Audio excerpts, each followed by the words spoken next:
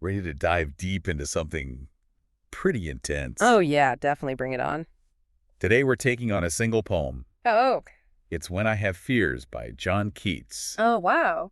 And we'll see why this thing has resonated with readers literally for centuries. Yeah, it's really remarkable, isn't it? Yeah.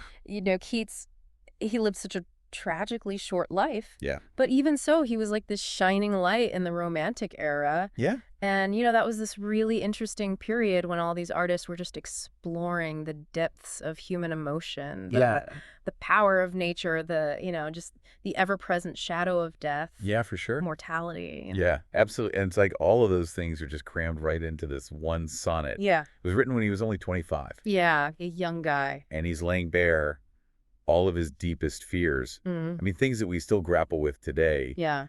Dying young before we accomplish everything we want to do. Yeah. In his case, it was specifically writing. Right.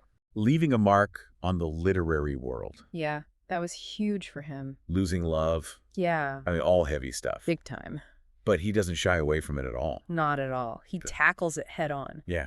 And with some incredible metaphors. Oh, yeah, for sure. So like when he talks about gleaning thoughts from his teeming brain, or imagines high-piled books full of all of his unwritten work. It's so vivid. It's like he's looking at his creativity as like this huge unharvested field. That's a great way to put it, yeah. Yeah. It really gets at that sense of potential. Yeah, and knowing that he had such big literary ambitions. Yeah, and knowing about all the other Romantic writers that were kind of vying for that top spot. Totally. It's like this feeling of urgency. Almost desperate. Desperate, yeah. To like really make his mark. Yeah, you can feel that in his words. And then it's like the poem takes this turn. Yeah.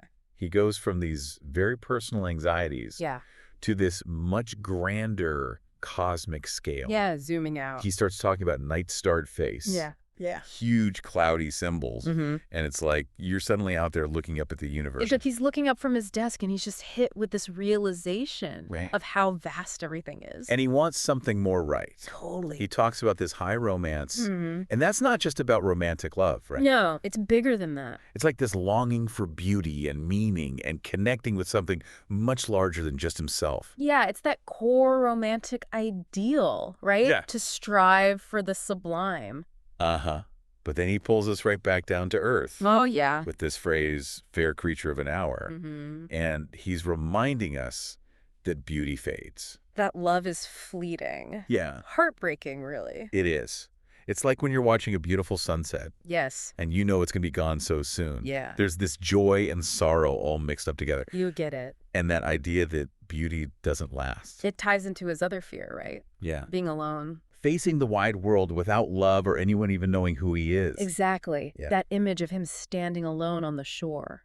So powerful. Yeah, it underscores his fear of isolation. And that feeling of just how overwhelming existence can be. Right. And then we get to that final line. Love and fame to nothingness do sink. Ooh.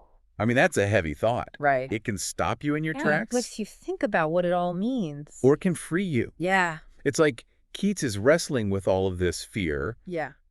But maybe finding a kind of acceptance, too. Right, maybe even peace in recognizing how small we are compared to the vastness of everything. That's the thing about art, isn't it? I think so. It lets us look at the dark stuff. Yeah. Explore all these fears and anxieties. Sure. And somehow by doing that, we find beauty. Yeah. We make meaning. And Keats, even in saying that, everything could just disappear into nothingness. He created something lasting. Something that people are still moved by hundreds of years later. That's pretty amazing. It is. So I want to encourage you to go back and read When I Have Fears again. Yeah, let those words really sink in. And think about how Keats's anxieties about time, love, and legacy. How they connect with your own. Yeah, do they resonate with you? And how maybe facing those fears The way that he did. can help you appreciate The beauty of life even more. Yeah. Thanks for joining us on this deep dive. It's been a pleasure. We'll see you next time. See you then. Bye. Bye.